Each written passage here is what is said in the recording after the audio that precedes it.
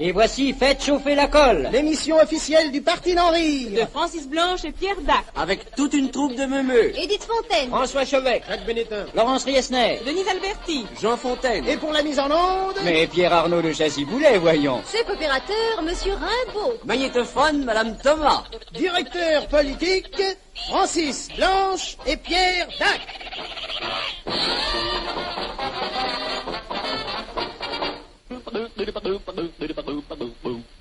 C'est le retour des saisons, la joie dans la maison, c'est la vie qui recommence. Eh oui, c'est la vie qui recommence, chers amis, habitués du dimanche matin. C'est la vie qui reprend, quotidienne et sympathique, avec les premiers jours d'octobre. C'est le retour de la pluie, du feu de bois dans la nuit, c'est l'automne qui frissonne. Un bon livre, du vin chaud et la tiédeur du lit. un bon livre, du vin chaud et la tiédeur du lit. Et tous les dimanches, vers 11h, la nouvelle émission des Meumeux. C'est l'automne, chérie, la saison de la vie. En effet, ému par l'ampleur du mouvement, vive l'ampleur, qui se dessinait dans le pays tout entier en faveur du Parti d'en rire, le gouvernement a décidé, à Coudre, de nous confier une demi-heure d'antenne pour que nous puissions nous exprimer. Une circulaire de la présidence du Conseil, numéro PIR/2 1416 du 30 septembre, donnée à la radiodiffusion. Cet ordre bref mais précis, signé illisible. Faites chauffer la colle.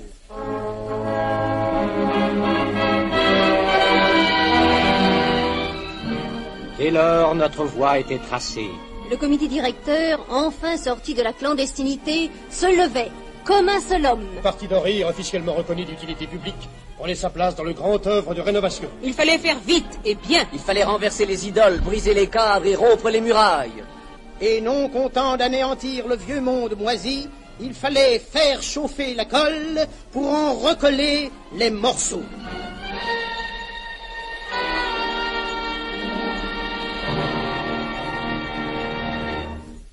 Ainsi donc, notre mot d'ordre est devenu « Faites chauffer la colle ». Ce sera par ailleurs le titre de l'émission officielle qui portera chaque dimanche à 11h la bonne parole meumeux de par le monde. Et ceci jusqu'au jour où, prenant le pouvoir, le Parti d'en rire fera triompher la bonne humeur et le sourire sur ce continent désabusé. Faites chauffer la colle, Faites gâcher le ciment, que le mur soit solide, que les morceaux tiennent bon. On fait éclater des bombes. On brise nos carreaux. on nous casse la tête. On nous casse les oreilles. Casse les pieds. Faites chauffer la colle. L'ouverture de la deuxième session du Parti d'en rire a été marquée par une suite de cérémonies semi-officielles dont les plus importantes se sont déroulées hier samedi au château de Versailles, obligeamment prêté par la famille XIV, descendante du célèbre roi Louis XIV, dit Roi Soleil décédé, le constructeur du dit château.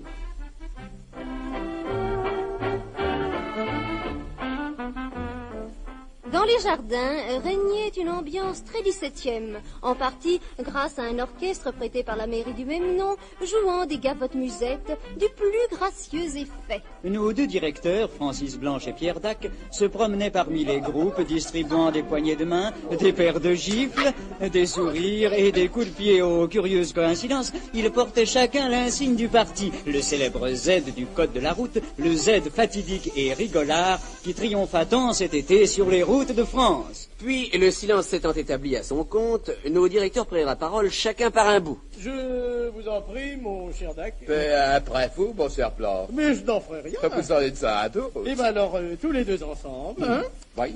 Mesdames, mesdemoiselles, messieurs, chers amis meumeux, loin de rester inactifs dans une villa de la Côte d'Azur, nous avons tenu à profiter de nos vacances pour parcourir le monde afin de gagner à notre cause les meumeux des 5 continents. Et nos deux fins politiques d'évoquer leur voyage à travers le monde entier. Racontant l'accueil qui leur fut réservé au Bechuanaland en plein cœur de l'Afrique. Les feux de bourgeois allumés en leur honneur. Le grand banquet organisé par les indigènes. Et comment ils se dégagèrent à grand-peine de l'admiration des dîneurs. Non. Pitié. Pas dans la marmite. Miam, miam. Bien signaux. Miam, miam. Radio française. Non, pas miam miam, monsieur.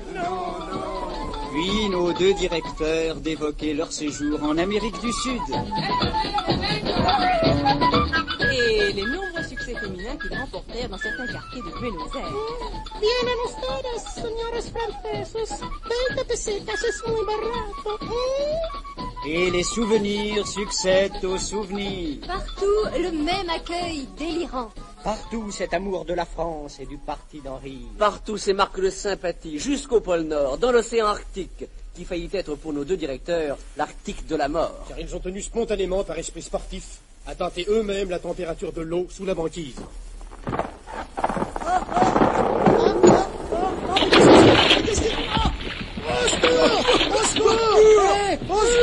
Au secours, sortez-nous de là. Qu'est-ce qui s'est passé? La glace est rompue, messieurs français. Faites chauffer la colle.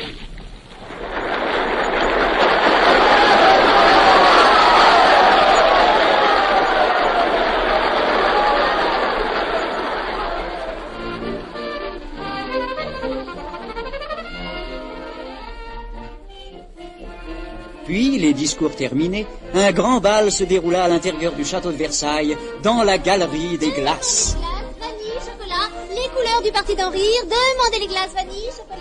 Et les danseurs tournoyant au rythme d'air au goût du jour voyaient les glaces réfléchir leur image. Et par émulation, les personnes présentes se mirent elles aussi à réfléchir. Elle réfléchissait à la grandeur de la tâche à accomplir. Demandez les glaces. Elles réfléchissaient que c'est avec 1000 petits sourires qu'on fait un bon moment. À condition de savoir les unir. Les rassembler. Les recoller. Faites chauffer la colle.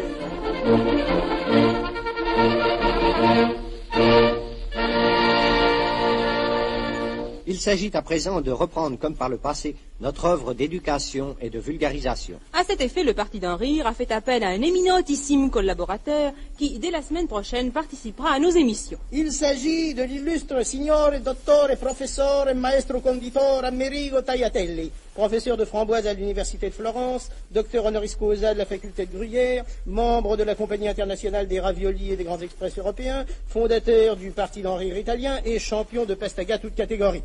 Le signor Americo Tagliatelli sera des nôtres très bientôt, ainsi qu'on atteste ce télégramme daté de demain lundi à Florence.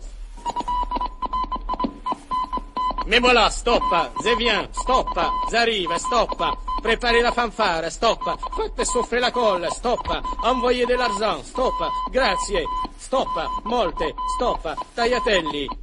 Ainsi donc, le mouvement Meumeux n'hésite pas à s'assurer la collaboration des personnalités les plus éminentes, et c'est ce qui fait la grande qualité morale, la haute tenue scientifique de l'émission officielle, dont nous avons l'honneur de vous présenter maintenant la première rubrique. Dans notre nouvelle série Tourisme et Santé, Voici Terme les eaux. Un reportage sur la station des maladies de la soif.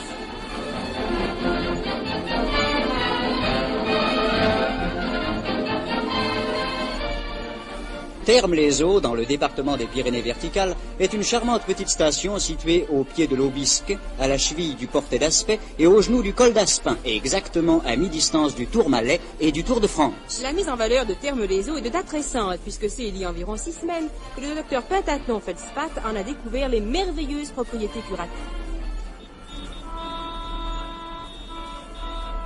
Aujourd'hui, grâce à l'énergique impulsion du docteur Felspat, Terme-les-Eaux est en plein essor et bourdonne d'une activité tellement débordante que vous pouvez l'entendre déborder d'ici. On soigne à Terme les eaux toutes les affections de la soif, quelle que soit leur origine ou leur coefficient de chronicité. tous les malades, sans distinction de condition si ce sont des femmes et sans distinction de sexe si ce sont des hommes, sont examinés à leur arrivée par le docteur Felspat en personne. Voyons, votre âge, s'il vous plaît? J'ai eu 41 ans aux endives dernières. Ah, bien. C'est ce qui fait que vous aurez en principe 43 ans aux bananes flambées. Approximativement, docteur. Mais c'est la belle âge, oui. Bon, de quoi souffrez-vous? J'ai soif. Non, nous allons voir ça. Étendez-vous sur ce pliant, là. Ce pliant? Oui, rassurez-vous, c'est un pliant sérieux, oui. C'est un cadeau de Courteline. Bon, Ouvrez la bouche. Faites U. Bien. Ouvrez bien les yeux. Louchez. Ouvrez les oreilles. Faites pchit, pchit. Bon. Ouvrez votre portefeuille. Faites docteur, voilà 2000 francs. Docteur, voilà 2000 francs. Bien, donnez-les. Merci. Alors, voilà. Vous souffrez d'un dessèchement des muqueuses par suite d'un amoindrissement sécrétionnel caractérisé d'une très nette diminution de l'eau dans le sang avec insuffisance de lubrification par le mucus, d'où irritation locale des centres nerveux. Une fois le diagnostic ainsi établi, le malade se rend à l'établissement thermal pour y faire sa cure. Il pénètre d'abord dans la salle d'hydrothérapie prémonitoire où, complètement dévêtu, à l'exception du chapeau qu'il doit tenir sous le bras droit, il est copieusement douché au picon grenadine et au vitel cassis. Ça va? Pas trop fort? Un peu plus de cassis, s'il vous plaît. L'infirmier augmente la pression du cassis. Soigneusement séché au tampon du Var, le malade se rend à présent à la salle d'inhalation. On l'installe devant un appareil appelé aéro-noircisseur, où, pendant une durée variant de 10 minutes à 48 heures, suivant la gravité du cas, il aspirera des vapeurs de pastis. Ce traitement assez dur provoque généralement au début des étourdissements et des vertiges, ainsi qu'un état divagatoire caractérisé. Le patient passe ensuite à la salle de pulvérisation. On l'assied sur une chaise à porteur et un infirmier, installé en haut d'une échelle de pompier, lui lance violemment à la tête des bouteilles et des morceaux de ciment qui se pulvérisent au contact du crâne. C'est tout pour le traitement externe. À présent, le malade se rend aux sources pour y ingurgiter les quantités de liquide prescrites. La grande source de Terme-les-Eaux, plus communément connue sous le nom de source grande, est un curieux établissement qui rappelle assez nos brasseries citadines. Les malades sont assis devant des guéridons autour desquels s'affairent des infirmiers, en veste d'alpaga, tablier blanc gras et plastron douteux, et lesquels, après avoir pris connaissance des ordonnances médicales, en lancent les descriptions à haute voix. Et 2 demi-2! Faites marcher une chambole Musigny 35. Et un saladier de vin chaud hélas. Et 3 gin fizz au 4. Les grands malades, eux, sont étendus, les uns sur des liquages, les autres sur des litiges, et placés à proximité d'appareils en forme de tonneau, auxquels ils sont reliés par une sorte de tube en caoutchouc qu'ils tiennent dans leur bouche et par lequel leur parvient le liquide thermal et curatif. La cure dure, comme toutes les autres cures, environ 21 jours. À l'issue du traitement, le malade est à nouveau examiné par le docteur Feldspat. Alors, comment ça va? Oh, très bien, docteur. En forme? Comme une paire de chaussures. Et, tout regaillardi, tout joyeux, il part, en fredonnant le prélude de Parsifal, sur l'air de Plancton et Vlalagarde, et s'en va au bistrot le plus proche, s'envoyer une demi-douzaine d'apéritifs, pour célébrer et arroser comme il convient la guérison de sa soif.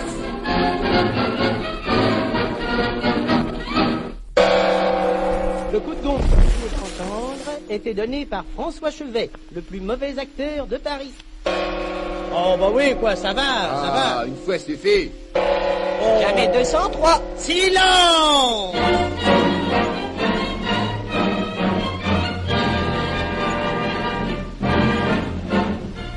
Et voici la chronique sportive. Aujourd'hui, un sport oublié. Le jeu de pommes.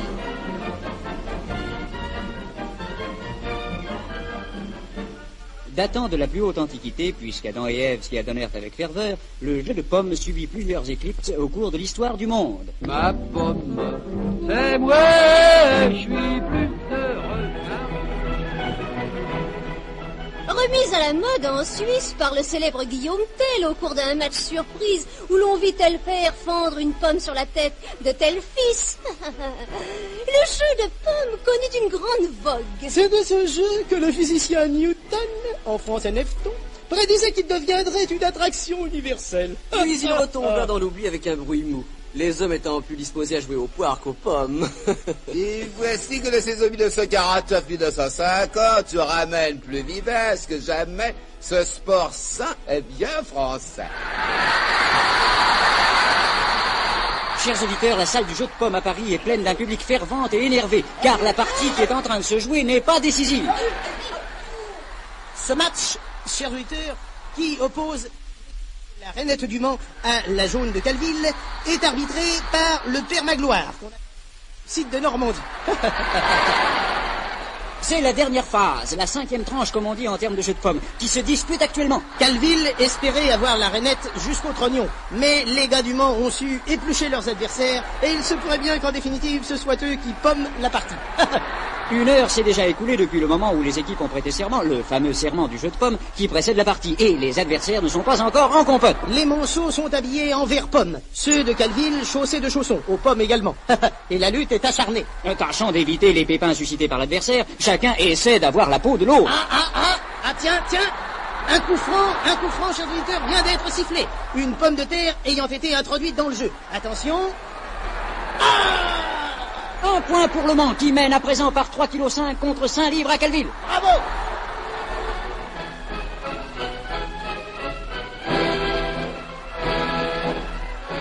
Et le match se poursuivra tard dans la nuit, jusqu'à ce qu'il ne reste plus qu'un dernier spectateur, lequel regardera le dernier joueur croquer la dernière pomme avec sa dernière femme. Car le jeu de pommes, à tous les âges, a conservé les mêmes règles, les mêmes lois éternelles et immuables comme le péché. Non, pardon, comme le pommier. Non, comme le poirier. Non, je disais bien, comme le péché.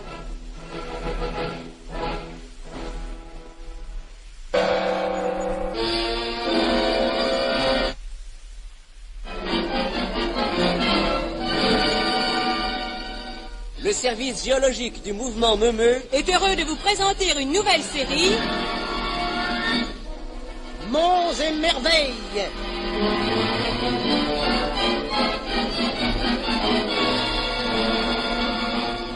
Entièrement consacré aux montagnes et aux éminences. Et réalisé grâce à une subvention de la Société des hauteurs.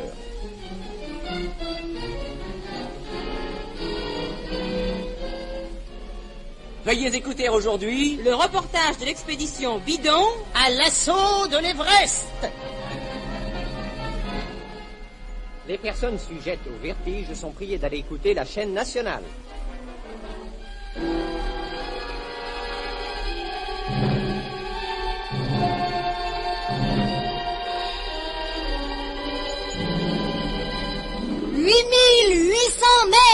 Le toit du monde. L'Everest peut quelquefois n'être pas vraisemblable. Rien n'est beau que l'Everest. L'Everest seul est aimable. Voici à l'assaut de l'Everest.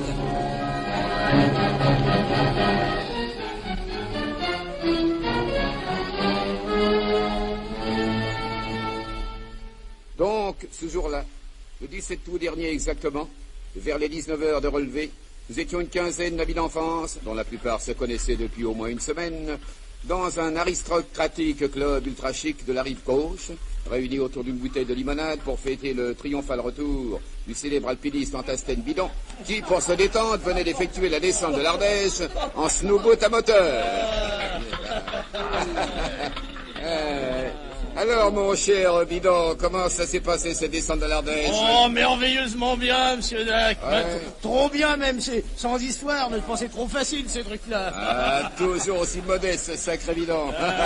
Des projets? Eh ben oui, des projets, comme tout le monde. J'ai l'intention, notamment dans le courant de l'hiver, de tenter l'escalade du Mont de Piété, oui. Peut-être, alors, si j'ai le temps, le pic de la Mirandole. Oh.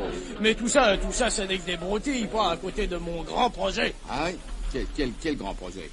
Grand projet? Oui. L'Everest. L'Everest. Mais le sommet de l'Everest est inaccessible. Ah, le sommet, peut-être, mais...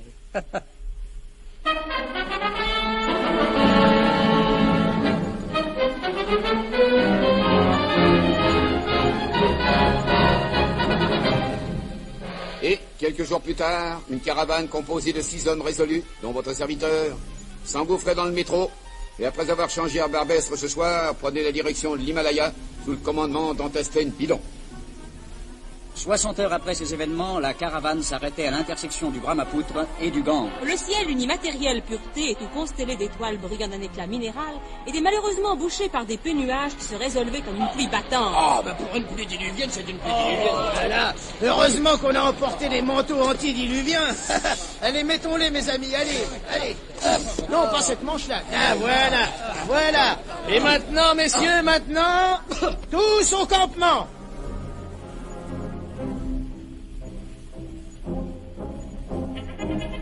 précis et diligents, les 6 hommes se mettent en devoir de monter la tente. Ce n'est pas, comme d'aucuns ignorants pourraient le croire, une vulgaire tente en toile, mais une tente en briques démontable et seule capable de résister au vent terrible qui souffle en ces régions. Chaque brique est munie à ses extrémités de boutons pression, ce qui facilite grandement la tâche et permet d'effectuer le travail en un minimum de temps. Voilà. Ah, voilà. Eh bien, messieurs, maintenant, nous allons faire une bonne flambée. Passez-moi la boîte de feu de bois en conserve, hein.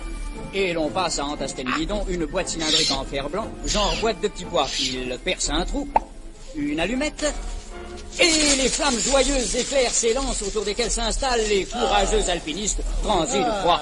Eh ben, ça fait du bien. Bon, eh ben maintenant, alors, passez-moi la carte de l'Himalaya. Là, voyons, nous nous trouvons exactement au kilomètre 5421, entre le Pamir et les sources du Gange, au confluent de l'Indus et de ses affluents, en pleine province du Népal. Par conséquent, le point total est derrière, et obligatoirement, l'Everest est au-dessus de nous. Par rapport au Karakorum, qui se trouve là où il est, et surtout par rapport à la ligne bleue des Vosges, messieurs, sur laquelle tout Français digne de ce nom doit toujours avoir les yeux fixés. Allez! Tous les hommes se lèvent, se mettent au garde à vous, font tête gauche et saluent militairement. Bon, et bien à présent, messieurs, dormons. Dormons et demain, dès l'aube, je vous mènerai à la gloire.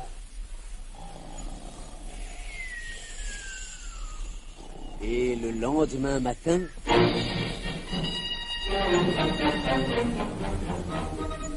Allez, debout là-dedans.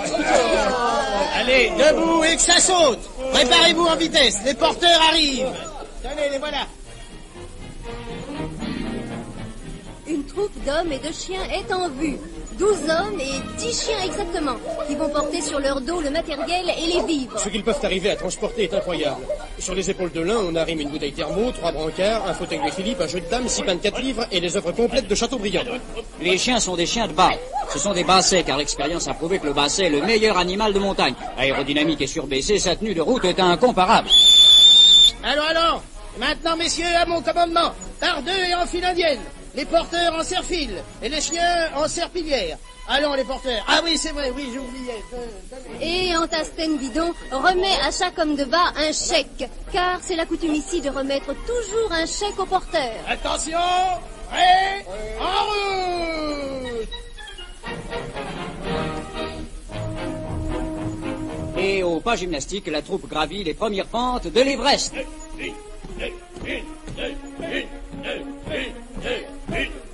Allons, pressons. Plus vite on montera, plus vite on arrivera.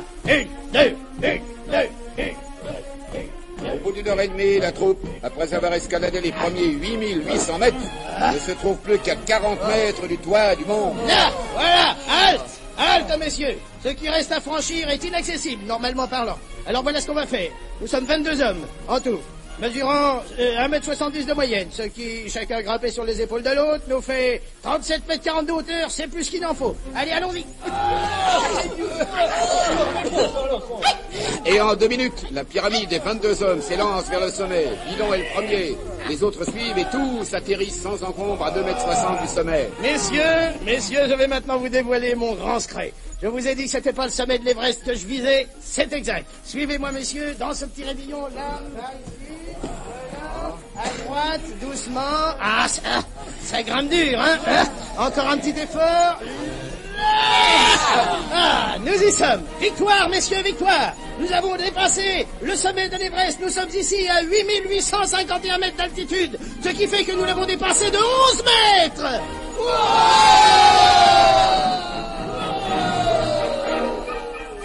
Excusez-moi, messieurs, de troubler votre joie, mais... Quoi Qu'est-ce que vous faites là, qui êtes-vous? Je suis, messieurs, le contrôleur délégué par la compagnie fermière de l'Everest. Et je me vois dans l'obligation de vous infliger une amende pour dépassement, puisque le règlement interdit formellement à quiconque de dépasser le sommet. Désolé, messieurs, mais... Alors, combien vous doit-on? Eh bien, voyons, un dépassement de 11 mètres, le tarif est de 15 francs par mètre en grande largeur, ça nous fait 165 francs. Oh, bah, tenez, les voilà, et voilà 100 sous pour vous. Merci, là, monsieur. Voilà, reçu. Que vous n'aurez qu'à présenter en cas de contrôle dans la descente. Merci, monsieur. Voilà, contrôle dans la descente. Au revoir, messieurs, et à la prochaine. Je vais voir un peu plus haut ce qui se passe. Oui, c'est ça, au revoir. Et voilà, messieurs, l'histoire de l'expédition Bidon. Si non Everest, è ben trovato.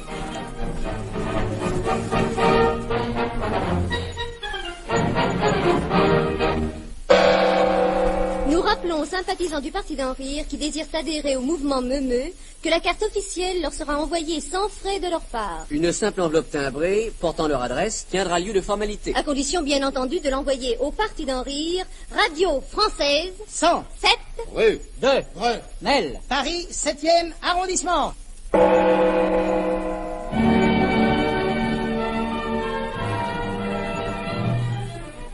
Et voici pour terminer... Dans notre série Les poissons bizarres, La pêche à la quenelle.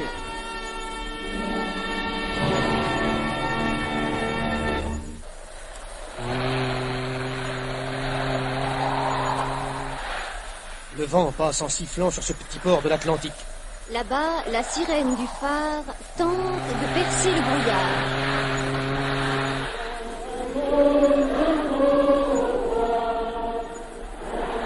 Pourtant, là, sur le môle, une émouvante cérémonie se déroule.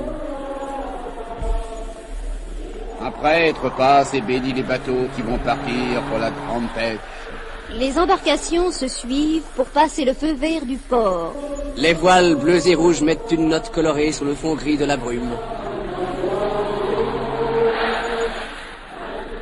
Là-bas, au bout de la jetée, les femmes agitent des mouchoirs et des draps. Un vieux marin regarde s'éloigner les bateaux en mâchonnant sa pipe. Demandons-lui quelques mots sur la pêche à la quenelle. Oh ben, laissez-moi les îles volées, il n'avait pas les îles volées, et voilà pas qu'elle vous dit volées, oh ben bon sang, il avait ne l'avait pas. Bon, Et là-bas, les bateaux ont disparu dans la brume.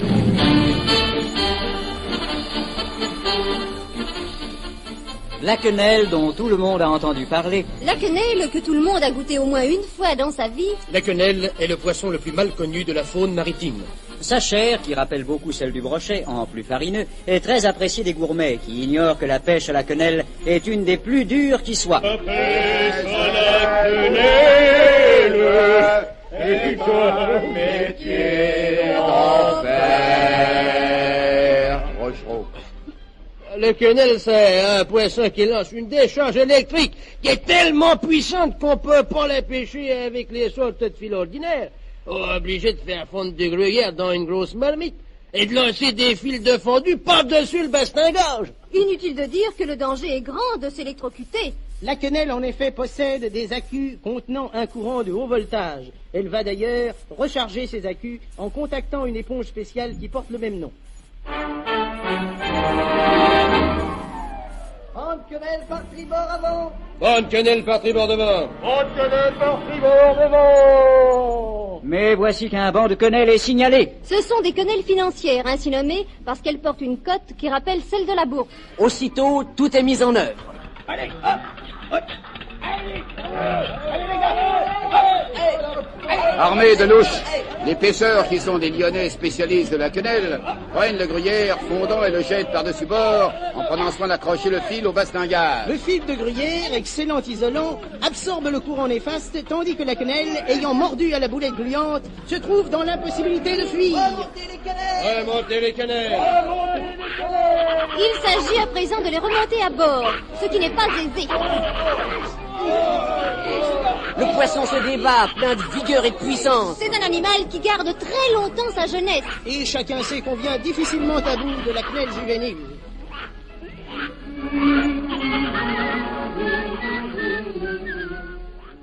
Pourtant, la pêche a été hissée à bord. Les quenelles baignent à présent dans les vastes cuves de gruyère. Demain, elles seront expédiées vers les grandes villes où les restaurants les serviront à leurs clients. Mais les élégants dîneurs qui commanderont du bout des lèvres... Garçon, une quenelle. Ne songeront pas un instant à la lutte menée par les vieux marins lyonnais contre l'animal en furie et l'océan impitoyable.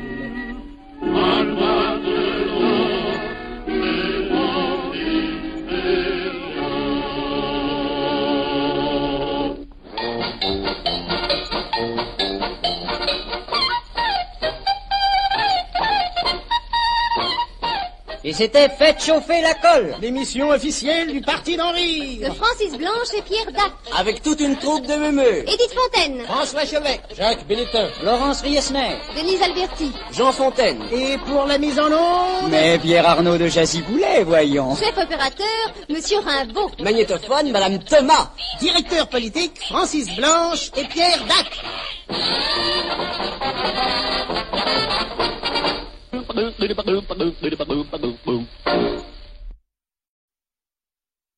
n'avons pas voulu passer par un intermédiaire. Ah, où nous traitions directement avec M. Vincent Auriol. Ou pas du tout. Et c'est cette dernière décision que nous avons prise. Mais nous n'oublions rien. Et nous réaffirmons que, en représailles, aucun ministre ne passera dans nos émissions. Même s'il est chaudement recommandé par une chanteuse ou par une comédienne en renom. La direction des ponts et chaussées communique. À la suite de graves fautes professionnelles, le pont de Neuilly est suspendu et la porte-maillot est condamnée. Gong. Oh non, François, ça suffit maintenant, hein. Franchement.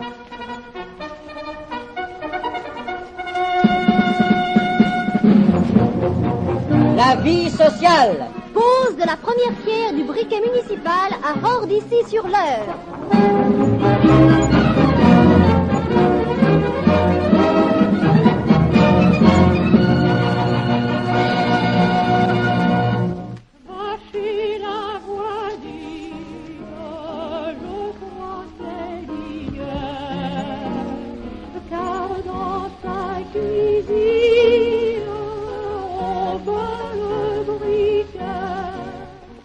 On bat le briquet.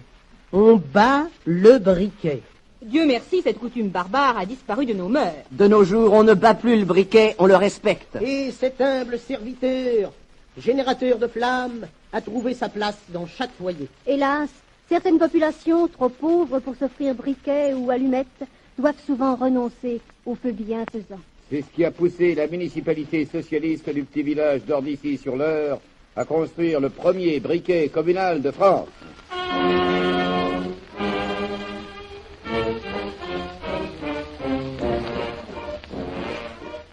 Chers auditeurs, nous sommes à Hors-d'Issy-sur-l'Eure, charmante localité de Normandie, où le ministre des Bois et Charbons va procéder à la pose de la première pierre du briquet municipal. Contrairement aux traditions, on a même sur le caractère anti-traditionnel de cette initiative sociale.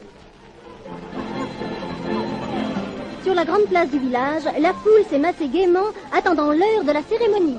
Nous allons interroger au hasard un des heureux bénéficiaires de la réforme. Dites-moi, monsieur, oui. Vous êtes content de ce fameux briquet municipal? Ah bah moi, vous savez, je m'en fous un peu, je cuisine à l'électricité. Et vous, madame, vous heureuse? Ben, peut-être ben que oui. Ah, plus de soucis d'allumettes, hein? Peut-être ben que non. Ah, vous allez en profiter, pas? Peut-être ben que oui. Ça va vous faire des économies, hein? Peut-être ben que non. Comme vous le voyez, chers auditeurs, c'est dans une atmosphère d'allégresse... À plateau? Oui, d'allégresse à plateau, bien entendu, que l'initiative est accueillie.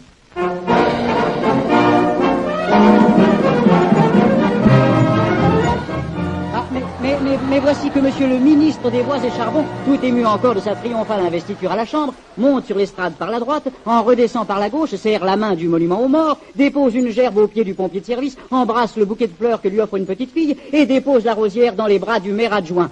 Et puis, s'étant rappelé la voix pour s'éclaircir la gorge, il prend la parole. Cher tonton Cri-Cri, quelle joie pour nous tous d'être réunis en famille à l'occasion de votre 75e anniversaire. Et quel dommage que la tante Léo ne soit pas parmi nous, elle qui aimait tant la stispoumante. Non, je m'excuse, monsieur le ministre, mais vous devez vous tromper de discours. C'est possible, de l'émotion. Ah, voilà. Chers amis d'Hors-d'Issy-sur-l'Eure, quelle joie pour nous d'être réunis entre Français à l'occasion de l'inauguration de ce briquet municipal. Et quel dommage que le vieux Prométhée ne soit pas parmi nous, lui qui rêvait tant de dérober le feu du ciel. Grâce à cette belle initiative de la municipalité socialiste et ses filles, merveilleusement secondée d'ailleurs par les conseillers RPS, communistes, URD, MRP et indépendants, chaque foyer aura désormais sa flamme. Ce qui prouve une fois de plus que l'unité politique peut seule venir à bout des problèmes sociaux de l'heure. Et c'est avec confiance que je dis à tous, hardi petit gars, prenez sur l'œil, sourire aux lèvres. Et c'est avec joie que je vous offre... Hardi petit gars, prenez sur l'œil, sourire aux lèvres. Hardi, tant qu'il a de bras. Un bon meunier ne s'arrête pas. Un bon meunier ne s'arrête pas.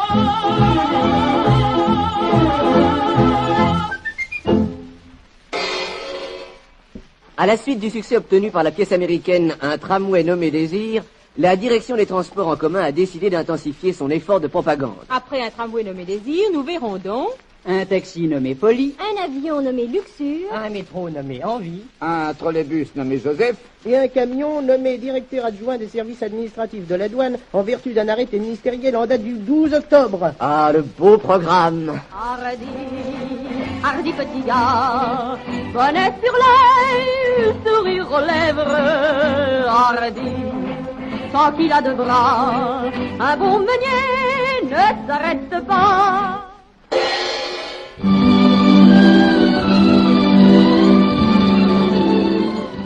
Dans notre série Les Grandes Inventions, veuillez écouter aujourd'hui l'appareil à fermer les rideaux.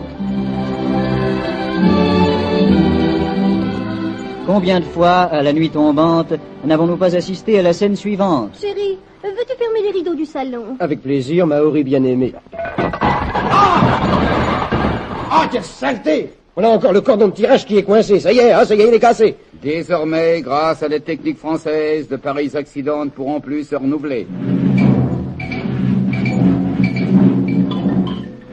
Les forges et aciéries du Creusot, en effet, se sont mises au travail. Le bassin de Briey est en pleine effervescence. Des ingénieurs qualifiés se livrent à d'imposants calculs dans le bronze. Ou dans les reins. Oui, enfin, il vaut mieux avoir des calculs dans le bronze que des calculs dans les reins. Oui. Ouais. Voyons, d'après la théorie de D'Alembert et les racontars de Newton, si nous transformons l'équation du deuxième degré à x2 plus b plus c égale 0 en équation équivalente, dont le premier membre en x est un carré parfait, nous obtenons graphiquement, par le jeu des abscisses et des courbes, une équation réciproque qui nous donne x' et x secondes étant les racines, ax plus b égale 0, d'où naturellement 5, 8, 16, 32, 41, 75, plus 68, 95,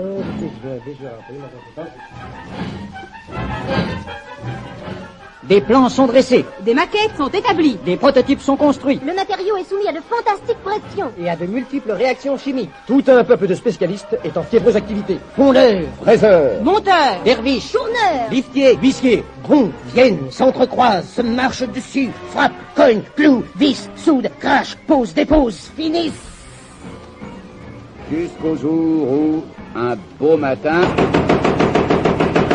Entrez. Bonjour, madame.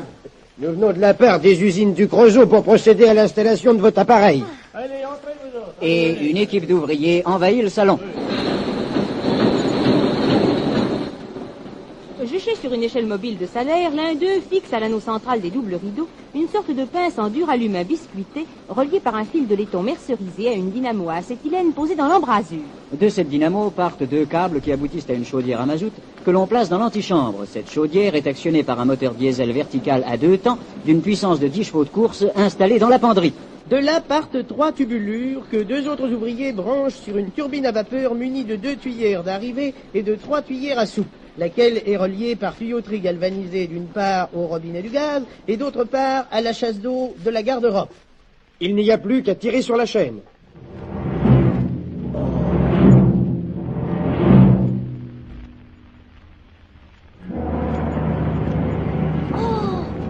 Oh, mon chéri, c'est merveilleux. Regarde, les rideaux se ferment tout seuls. Les ouvriers s'épongent le front, heureux et fiers de leur tâche accomplie. Messieurs, vous prendrez bien un petit verre de vin. Ah, c'est pas de refus. À votre santé. Allez, à la vôtre. Mais dites-moi, et pour rouvrir les rideaux? Ah, ben là, c'est pas notre rayon. Hein. Nous, on est venus pour un appareil à fermer les rideaux. Pour les rouvrir, faut vous adresser au comité des forges, qui vient de mettre au point une machine au poil. Et c'est compliqué comme installation? Oh non, même, c'est pas compliqué. C'est à peu près la même que celle qu'on vient de vous faire. Sauf qu'en plus, il faut opérer une sorte de branchement sur la colonne montante pour établir le va-et-vient et puis monter une soufflerie électrosynthétique qu'on pourra facilement mettre dans votre chambre à coucher, à condition, bien sûr, d'abattre un pan de mur et de surélever le plafond d'1,40 m. Allez, au revoir, monsieur, dame, et à la prochaine. Au revoir.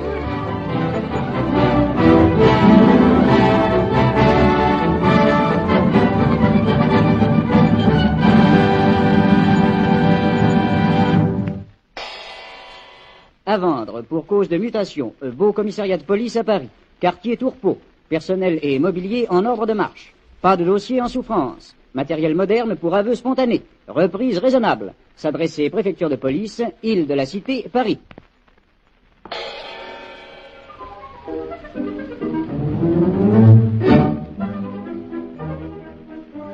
La France touristique et folklorique. Un reportage à Glandouille-sur-Rago, la cité curieuse.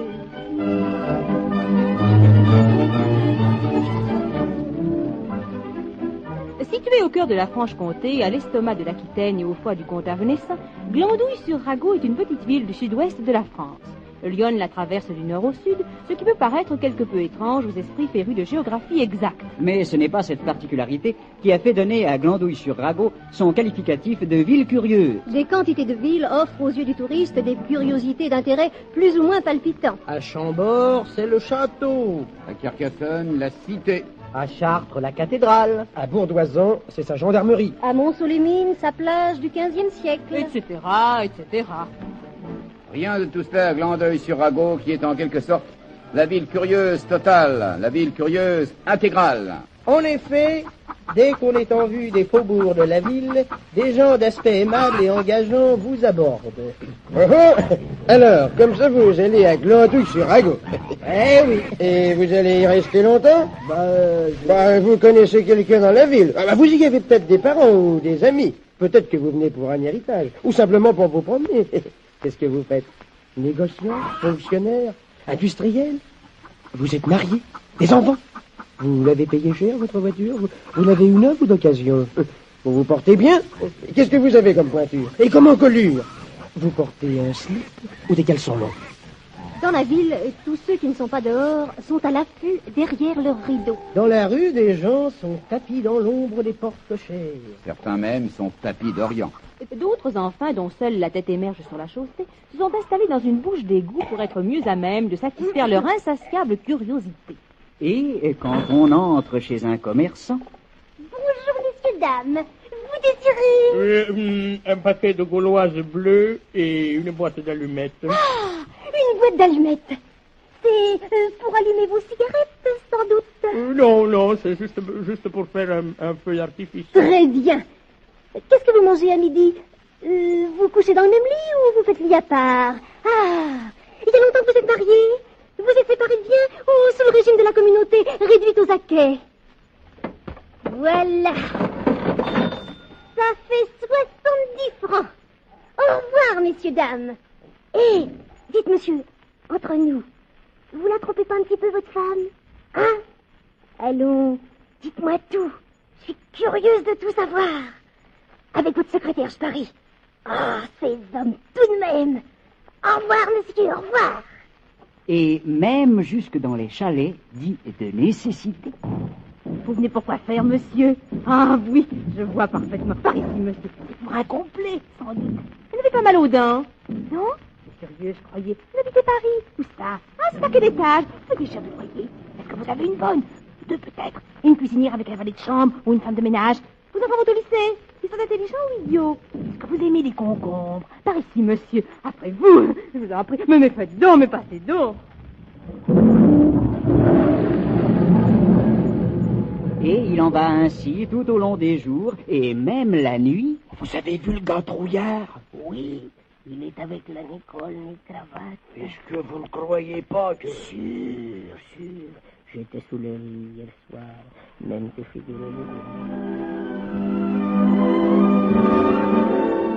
Glandouille-sur-Rago, ville curieuse par excellence, où la curiosité est une, compacte et indéfectible. Et voici notre document sonore. On en parlait souvent, mais nul ne l'avait entendu. Voici pour la première fois à la radio une bulle pontificale. Vous venez d'entendre pour la première fois à la radio une bulle pontificale. Ce document sonore, dont le caractère exceptionnel n'aura échappé à personne, nous a été demandé de Rome par notre collaborateur, le maestro Amerigo Tagliatelli, toujours impatiemment attendu, et qui nous a fait tenir cette dépêche. Je viens, stop, j'arrive, stop, mais voilà, stop, envoyez encore de l'argent, stop, Tagliatelli. Comme vous le voyez, notre éminentissime professeur est long à se décider. Allons, tagliatelli, un petit effort. Courage, amigo. Hardy. Hardy petit gars, bonnet sur l'œil et sourire aux lèvres. Hardy, tant qu'il y a de bras, un bon meunier ne s'arrête pas.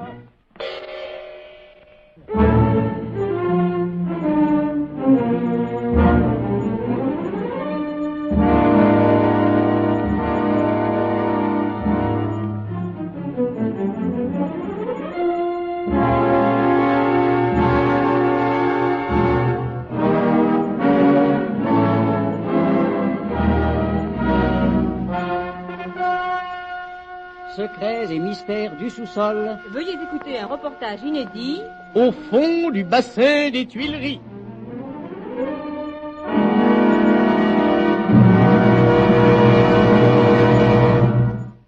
Le 31 février dernier, qui tombait un jeudi, ainsi que vous avez pu d'ailleurs l'entendre tomber vous-même, ce jour-là donc, un curieux incident se produisait au jardin des Tuileries, près du grand bassin. Maman, les petits bateaux qui vont sur l'eau ont-ils des jambes? Mais non, petit pétard, ils en avaient qui marcheraient. Les petits-enfants s'amusaient à faire voguer leur bateau miniature sur la pièce d'eau tranquille, lorsque soudain, une fillette... Maman! Maman! Mais qu'est-ce qu'il y a, Eva? Tu as encore envoyé ton bateau sous le jet? Non, maman! Mais regarde ce que j'ai trouvé!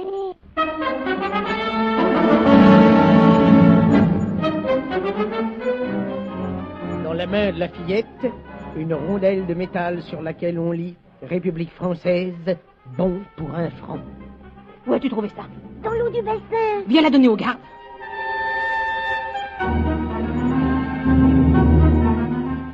Diable, diable, c'est un franc, ça. Faut prévenir le commissariat. Oh, mais c'est un franc, ça. Faut prévenir le ministère des Finances.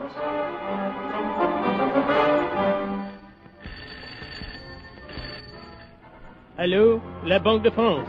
Ici les finances. Dites-moi, on vient de trouver 1 franc dans le bassin des Tuileries. Oui, une pièce de 1 franc. C'est la vôtre?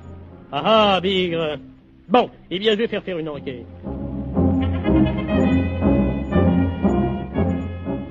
Et le lendemain, devant une carte du sous-sol de Paris, M. Sancier d'Aubenton, spéléologue distingué, assisté de Sir Reader Digest, le célèbre géologue britannique, se penchait sur le problème. C'est clair comme de l'eau de roche, mon cher collègue. Eh oui, voilà justement le mystère. C'est clair comme de l'eau de roche et en réalité, c'est de l'eau de pluie. Une seule solution est possible. Le bassin des Tuileries communique avec les caves de la Banque de France. Une seule chose à faire. Il faut y aller voir.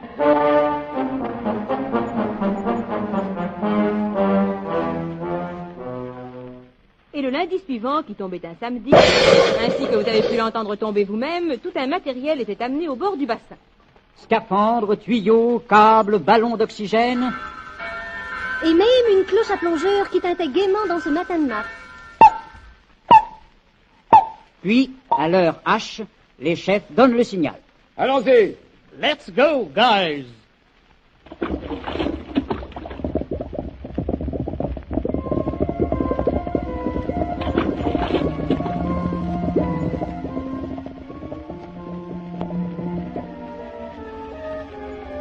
L'expédition s'enfonce dans l'immense masse liquide du bassin des Tuileries. Les manomètres indiquent la profondeur.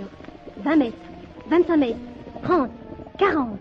Et, brusquement, à 65 mètres au-dessous du niveau, on s'immobilise. C'est le fond. La silhouette de Sancier d'Aubenton se dirige vers une faille du rocher. Reader Digest le suit. Un silence émouvant. On n'entend que le bruit des bulles qui s'échappent de leur casque. Un geste du chef.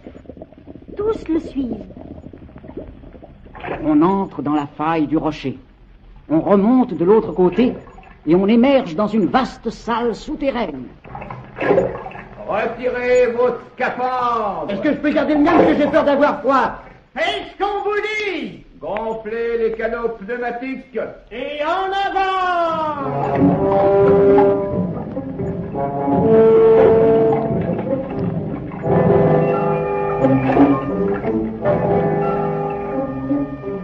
On suit à présent une des rivières souterraines de Paris, la Grange Batelière, ainsi nommée parce que le moindre bateau y fait beaucoup de foin.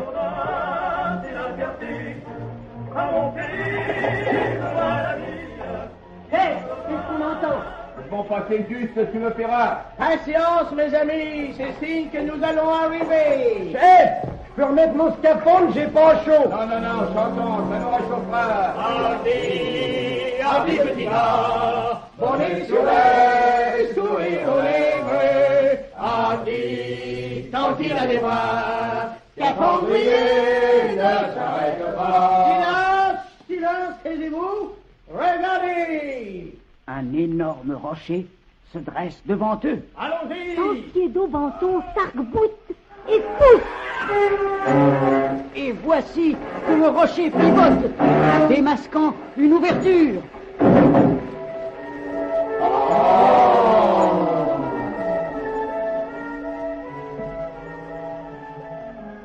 Une pièce violemment éclairée s'offre à leurs yeux pleine de coffres-forts. Messieurs, les caves de la Banque de France. C'est par ici que l'argent s'écoulait, suivant la rivière souterraine pour ressortir à l'air libre au bassin des Tuileries. Les pièces de monnaie, attirées par la pièce d'eau, désertaient les caves. Et il ne faut pas voir ailleurs la raison des dévaluations successives. Grâce à vous, messieurs, ce mystère géologique et financier vient d'être éclairci. Les pièces de 1 franc ne quitteront plus les réserves nationales. La Banque de France, ayant retrouvé son étanchéité, ne déversera plus ses richesses dans le bassin des Tuileries, et nous y voyons pour votre beau pays un gage nouveau d'abondance et de prospérité.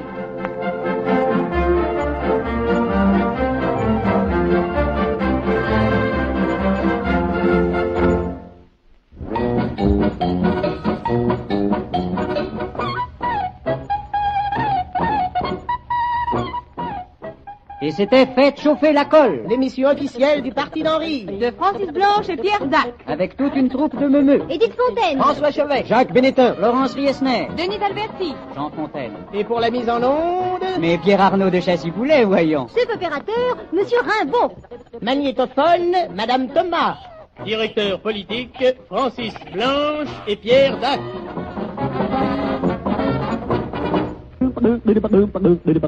Boom.